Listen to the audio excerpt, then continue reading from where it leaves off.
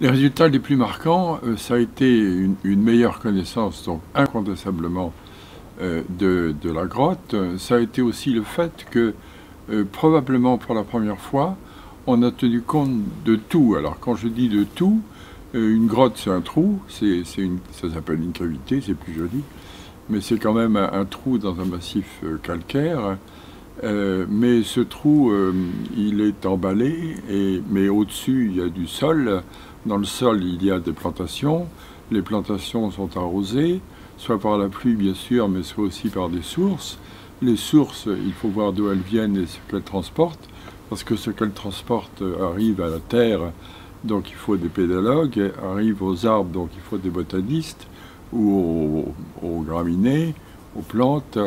Et le tout par les racines, les radicelles, arrive finalement jusqu'à la grotte qui n'est pas très profonde. Elle est petite, 3000 mètres cubes, elle n'est pas très profonde, 5 à 6 mètres parfois, si bien qu'il y a même des petits morceaux de racines qui quelquefois arrivent par les fissures dans la grotte elle-même. Donc c'est important de voir ce qu'il y a au-dessus, parce que ça implique ce qu'il y a en dessous. Ensuite, la roche encaissante. La roche encaissante, on la croit comme ça, massive, comme étant un beau morceau de granit de quelques centaines de millions d'années. Et en fait, ce massif est karstique, c'est-à-dire qu'il est plein de trous. Et il y a d'autres trous très voisins de celui de Lascaux. Et au point qu'on s'est demandé à un moment donné, sans assurance, si ce que l'on appelle le puits, qui est à 6 mètres de décalage par rapport à la grotte elle-même, n'était pas une autre grotte auparavant que le karst, que l'action de l'eau avait finalement réuni en quelque sorte. Et ça, c'est un autre problème. On a étudié donc la roche encaissante, donc l'emballage proprement dit. Ensuite, les parois, parce que les parois sont différentes. Et les parois sont différentes, ce qui n'a peut-être pas beaucoup d'importance au départ, mais ce qui est très important à l'arrivée, parce que les peintures tiennent mieux sur certaines parois que sur d'autres.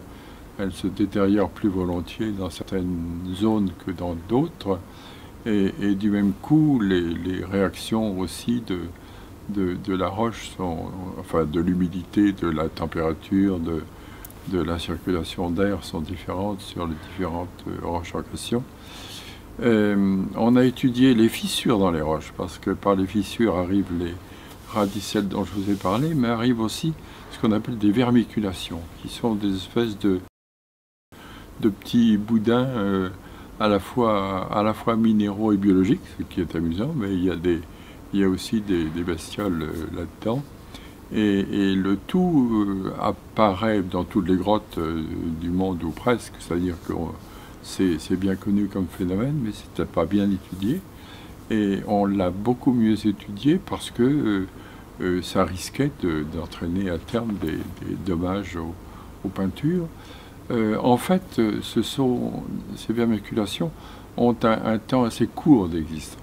Elles apparaissent à certains moments en fonction des températures extérieures, puisque comme la grotte n'est pas profonde, elle bénéficie de la météorologie qui l'entoure. Et ces vermiculations, donc, arrivent à un certain moment de l'année ou n'arrivent pas, mais quand elles arrivent, elles ont un petit temps d'existence, puis deviennent fossiles en quelque sorte.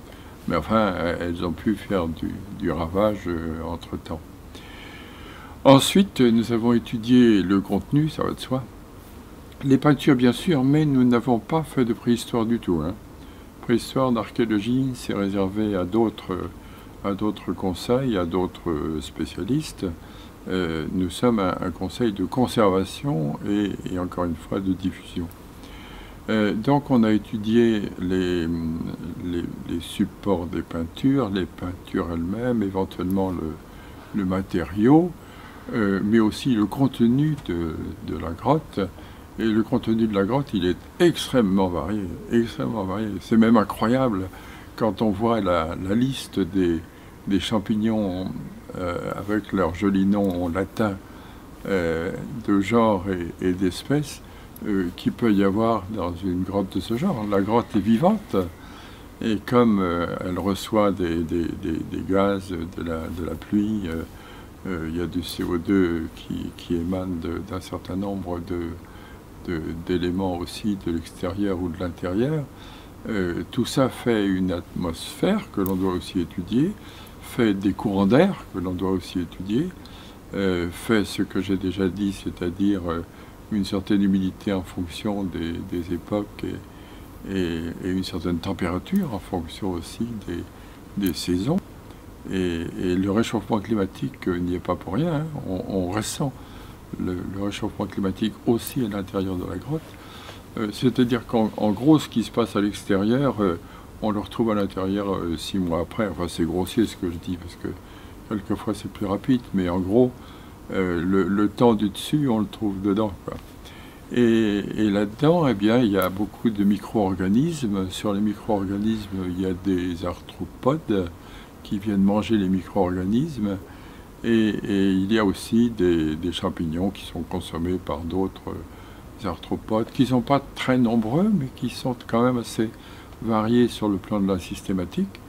Et tout ça nous importe parce que on aimerait bien que ce soit plus propre que ça. Et une grotte qui vit, il faut à la fois la laisser vivre et en même temps surveiller la manière dont elle existe et dont elle vit. On a pensé de façon idéale à tout figer. C'est pire que tout, parce que si on fige tout, l'humidité disparaît, certaines roches, certains supports deviennent pulvérulents. Cette fois-là, les peintures disparaissent, comme dans le film Fellini Roma, et c'est très, très impressionnant pour un archéologue de voir des fresques qui disparaissent au fur et à mesure qu'on les découvre. Donc il n'était pas question de ça du tout, donc il fallait laisser cette grotte vivre, ce qui veut dire qu'à terme, mais c'est peut-être dans des milliers d'années, elle aura disparu. Il ne faut pas se faire d'illusions dans la mesure où elle continue à vivre. Le karst continue à creuser, hein. Évidemment pas à toute allure, mais tout de même. Et donc notre but, c'est la conservation le mieux possible, le plus longtemps possible.